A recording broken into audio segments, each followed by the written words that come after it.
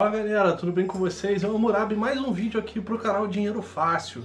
E hoje o assunto é IPO, flipar IPO. Será que vale a pena, que não vale? Quais os riscos? É muito complexo?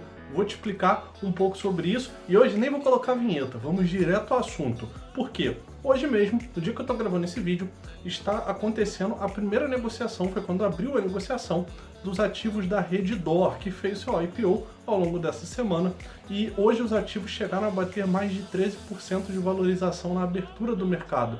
E agora, mais pro meio da tarde, final do dia, o ativo caiu consideravelmente, caiu metade da valorização, mas ainda apresenta uma valorização expressiva ali na casa dos seus 7, 8%. Mas antes de entrar em maiores detalhes sobre essa operação específica, tem que te explicar o que é um IPO para quem não sabe. O IPO é a oferta inicial de ações, é uma sigla da expressão em inglês que significa oferta inicial de ações. Então é quando uma empresa que está com seu capital fechado, uma empresa que é familiar, decide lançar as suas ações ao mercado, lançar na bolsa de valores, para que qualquer pessoa possa ser acionista, para que qualquer pessoa tenha acesso às ações daquela companhia. E o processo de IPO envolve algumas coisas, algumas burocracias do mercado, entre elas a reserva de valores ou de ações da companhia previamente em relação ao dia de abertura das negociações. E aí eu tenho algumas informações aqui que eu anotei, porque é muito dado para eu falar para vocês, e eu vou passar. Que é o seguinte, há 2 dias atrás, na terça-feira, a gente ficou sabendo qual que seria o preço desse IPO. O IPO estava sendo precificado entre R$ 48,91 e R$ 64,35 por ação, só que ele acabou saindo mais ou menos no meio da faixa a R$ 57,92. Ou seja, as pessoas que solicitaram reserva desse IPO pegaram as ações pagando um preço de R$ 57,92 por ações. Isso precificou a companhia em 11,4 bilhões de reais, que está sendo negociada com o ticker RDOR3. Ela foi, com base nesse valor, listada como uma das 10 maiores empresas do Brasil, valendo 112,5 bilhões de reais, mais inclusive que o Banco do Brasil. E eu chamo a atenção para vocês de uma coisa em relação a esse IPO. Eu, opinião particular, acho que ela está um pouquinho supervalorizada, mas enfim, o IPO da Redditor veio aí com uma destinação interessante do dinheiro, porque tem várias formas da empresa usar esse dinheiro do IPO. No caso deles é para projeto de crescimento da empresa, para aumentar a quantidade de hospitais, fazer novos hospitais, fazer aquisições, então isso é positivo para a empresa. E não é só dinheiro para ir para o bolso dos atuais acionistas, então a maior parte seria para reinvestimento na empresa, então isso é super positivo, ponto positivo aí para a Redditor e para sua gestão. Só que uma outra informação que você precisa saber sobre a IPO é que eles têm uma coisa chamada lock-up, que é uma trava. O que acontece? Quando a demanda pelo IPO é muito alta, quando muita gente quer adquirir aqueles papéis logo na abertura, não necessariamente o valor que você solicitar para sua corretora, para sua mesa de operações, vai ser o valor que você vai receber. Então o que acontece? Nesse momento, muitas pessoas fazem uma alavancagem. Quando você está usando uma assessoria de investimento, e aí eu já recomendo para você, investidor iniciante, que por acaso quer se envolver com questões de entrar em IPOs e fazer flips de IPO. Também já dando algumas informações, alguns conceitos a respeito dessa operação.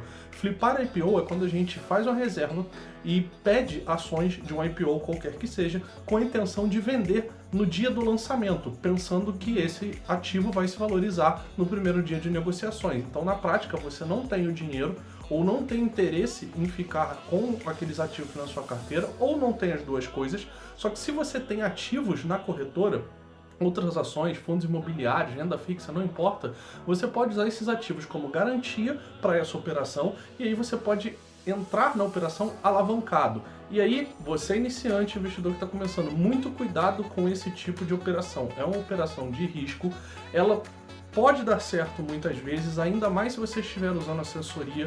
Não faça esse tipo de coisa sozinho, utilize uma assessoria de investimento, utilize a mesa de operações da corretora, por mais que você tenha que pagar uma corretagem maior por causa disso, eles têm informações que vão demorar mais a chegar em você e tem informações que talvez nem cheguem em você, e isso facilita no processo de tomada de decisão para entrar ou sair de um IPO, de uma operação desse tipo que tem que ser rápida, que você vai resolver tudo ali no mesmo dia em que o papel for lançado.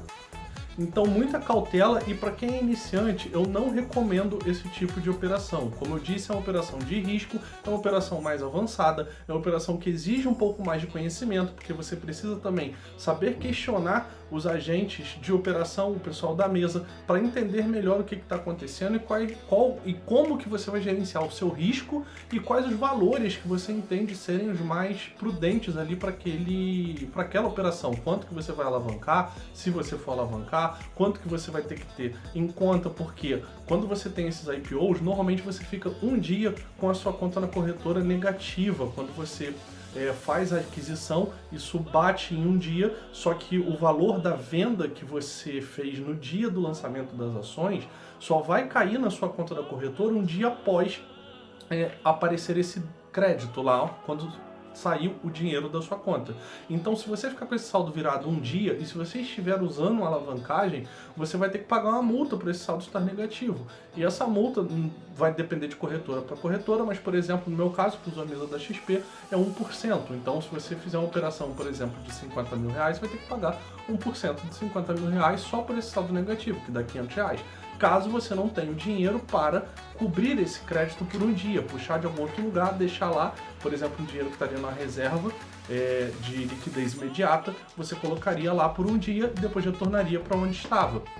Então, você que é iniciante consegue ver que tem vários detalhes que você precisa prestar atenção para compor o custo de toda essa operação. Tem a taxa de corretagem, tem essa multa que você pode pagar ou não, vai depender do valor que você está recebendo, vai depender da sua estratégia. E, voltando ao que eu estava falando, você tem a parte de trava, o lock-up, que a gente chama no mercado. E nesse caso, não é recomendado que você faça operações com lock-up, que é você ser impedido de vender aquele papel por um determinado período.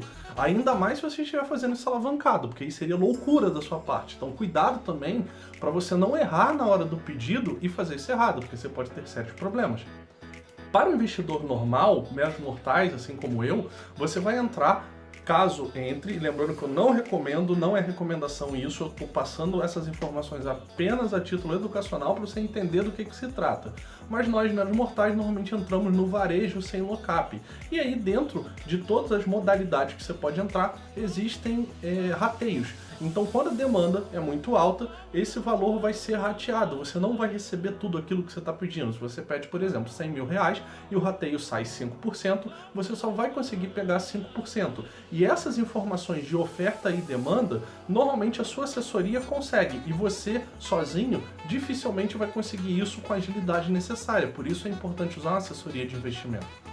Então, jogando todos esses conceitos para vocês, vamos tentar fazer um resumo aqui do que você precisa prestar atenção. Primeiro, esse tipo de operação é uma operação de risco, não é recomendada para investidores iniciantes e pessoas que têm muito medo e receio de perder dinheiro e também pessoas que não têm um controle emocional para investimentos bom, ok? Então, se você não se enquadra num perfil, não faça.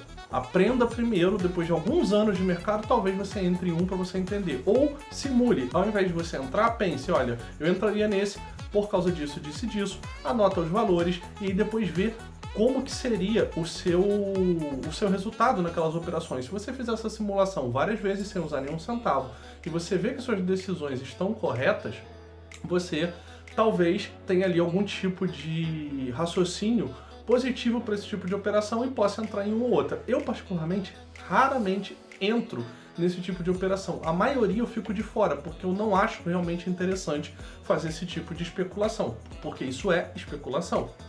E lembrando que pode dar certo várias vezes, mas o dia que der errado, provavelmente você vai devolver muita parte dos ganhos que você teve ao longo da sua vida ali em relação a esse tipo de operação. Talvez você tenha um prejuízo maior até do que todos os ganhos. Então, por isso, ressalto mais uma vez, muito cuidado com esse tipo de operação. Não faça se você não tem experiência, se você não tem uma boa assessoria de investimentos e um bom contato, um bom relacionamento com essas pessoas para você entender o que está sendo feito e por que está sendo feito.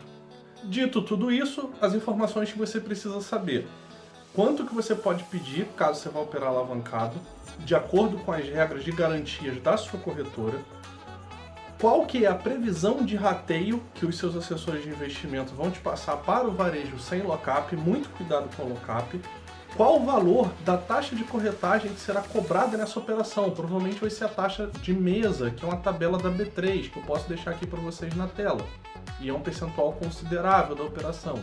Se você tem ou não um valor para cobrir o saldo negativo da sua conta e não pagar essa multa, que também vai entrar nos custos da operação.